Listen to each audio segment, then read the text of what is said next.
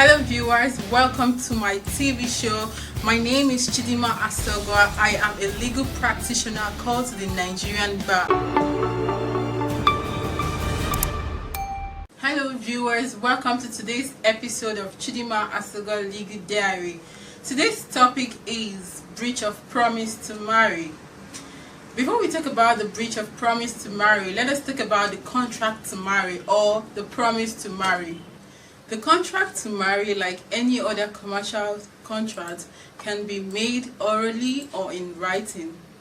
However, while it is made in writing, it is easier to establish that the man promised to marry the woman and the woman accepted because it is expressly written on the paper.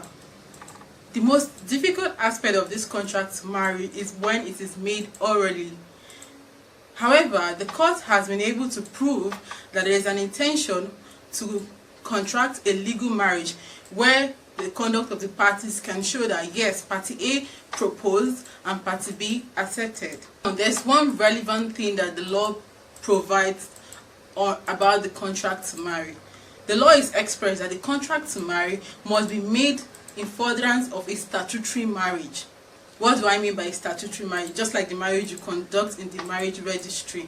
That is a statutory marriage. So most time the court is not likely to hold that there is a contract to marry while it is a customary marriage, because you know how customs are so dynamic and the court cannot be able to prove if this really exists. What are the legal elements that must be present for the court to establish that there is in fact a contract to marry? One, we talk about the single status. Of course, when you're single, or rather, if you're not single, you cannot bring an action to say, oh, I contracted to marry this person and the person breached it.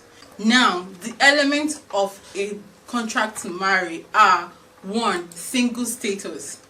For you to approach the court to say that this person has breached a contract to marry, you must prove to the court that you are single. Yes, you must prove to the court that you're single, because a marriage is between a man and a woman that have not been married. Even in our marriage act, it says that it is between a man and a woman who have neither been married before, because if there's a marriage between a man that is married in the past or a woman that has been married, it is void.